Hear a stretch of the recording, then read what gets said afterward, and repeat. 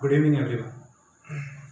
रात काफ़ी हो चुकी है, पर मैंने ये सोचा कि मैं जिन बच्चों को पढ़ा रहा हूँ क्लास 10 के बच्चे, उन्हें हमेशा ये प्रॉब्लम आता है कि सर हम बेसिक मैथ्स और स्टैंडर्ड मैथ्स में क्या डिफरेंस है और क्या लें हम, कि हमें तो ये बनना है तो हमारे लिए क्या ज़रूरी है।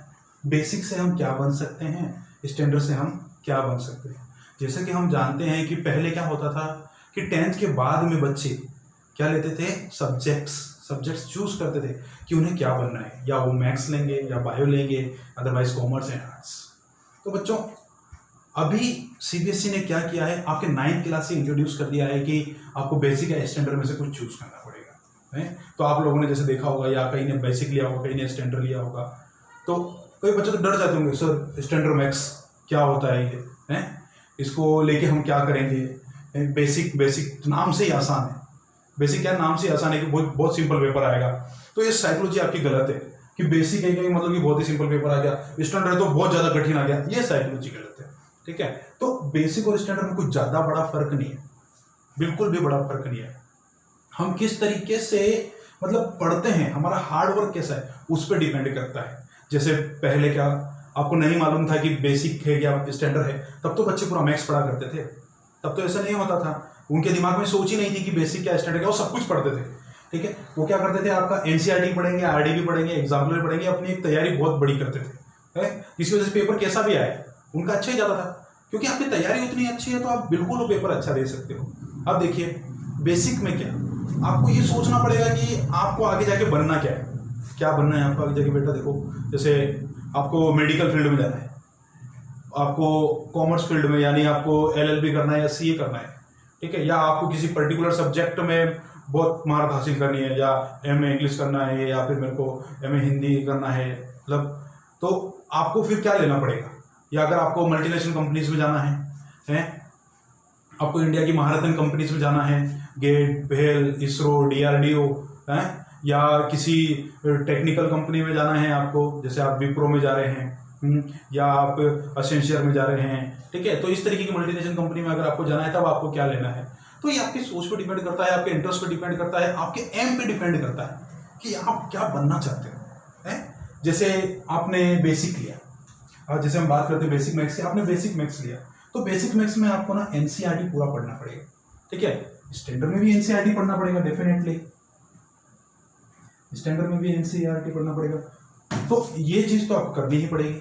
दूसरा, अगर आप बेसिक लेते हैं तो आप साइंस फील्ड ले पाएंगे, लेकिन साइंस फील्ड में कौन सा, फिजिक्स, केमिस्ट्री, बायो, यानी बायोलॉजी सब्जेक्ट आप ले पाएंगे, ठीक है। बायोलॉजी में ही आप आगे बढ़ पाएंगे, बाकी नहीं। यहाँ आपको मैथ्स नहीं मिलेगा क्योंकि आपने बेसिक की तैयारी करी है। क्यों? क्योंकि बायो में मैथ्स नहीं आता है, फिजिक्स में थोड़ा बहुत आता है, उसको हम कंटिन्यू कर सकते हैं, कोई दिक्कत नहीं है, वो हो जाता है, ज्यादा बड़ा भी नहीं आता, थोड़ा सा आता है, वो कैलकुलेशन हो जाता है। फिर आप जैसे इसमें साइंस बायो ले सकते हैं या कॉमर्स ले सकते हैं। कॉमर्स में आप क्या बनेंगे, ठीक है, या तो आप सीए बन जाओ, एलएलबी बन जाओ, बीबीए कर लो आप, ठीक है।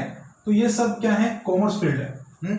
आर्ट्स में जैसे मैंने आपको बताया, या तो आप हिंदी, इंग्लिश, पॉली,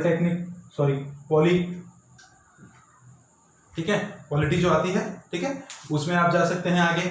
हाँ, तो ये सारे आपके ना आर्ट्स फील्ड है, ठीक, इनमें कर सकते हैं आप। अगर आप बेसिक मैथ्स लेते हैं तब ये सारे चीज आपके हाथ में है। लेकिन अगर आप स्टैंडर्ड मैथ्स लेते हैं तो स्टैंडर्ड मैथ्स लेंगे तो आप यहाँ पे साइंस फील्ड ले पाएंगे। साइंस में आप मैथ्स भी ले लेंगे और बायो भी ले लेंगे। क्या ले लेंगे, मैथ्स भी ले लेंगे और बायो भी ले लेंगे, दोनों आ जाएगा इसमें आपका कॉमर्स भी हो जाएगा, आर्ट्स भी हो जाएगा।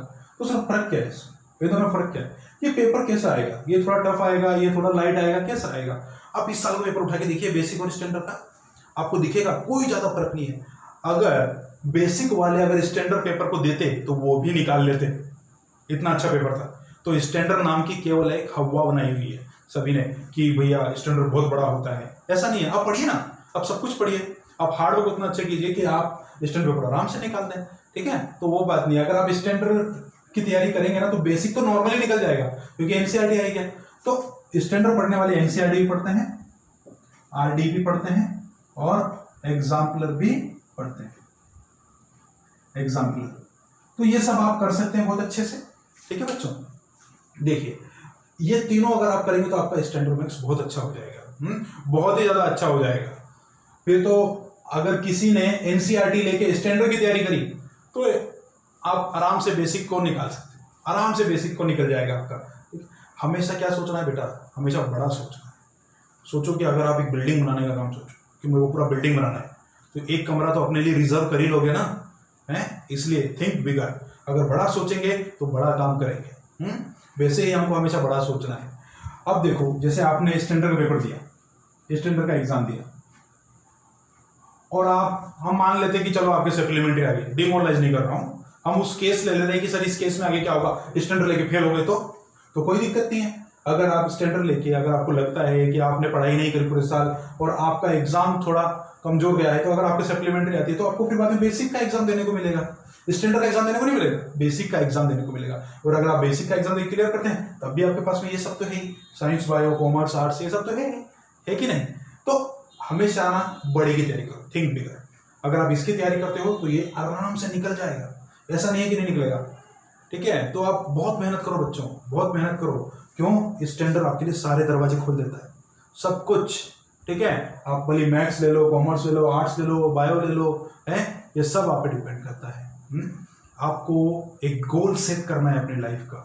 एक गोल सेट कीजिए कि मेरे को इस साल 90% या 90% से ऊपर ही लेके आना है। आप जरूर लाएंगे अगर उस एम के लिए प्रॉपरली आप डेडिकेटेड हैं, ठीक है। परसिवरेंस एक वर्ड है, बहुत ही बढ़िया है, ठीक है। परफेक्चुअली वर्क करो आप परसिवरेंस पे, लगातार मेहनत करते जाओ, बिल्कुल आप अपना गोल को अचीव कर ही लोगे, एक दिन जरूर अचीव कर लोगे। इतना कॉन्फिडेंस, इतना आत्मविश्वास अपने अंदर होना चाहिए, ठीक है बच्चों। तो आज के लिए इतना ही। मैं आपको आज बेसिक और स्टैंडर्ड टर्म्स के बारे में बताने आया था, ठीक है। आई होप कि आपको ये वीडियो अच्छा लगा होगा। So please like and subscribe my channel. Thank you everyone.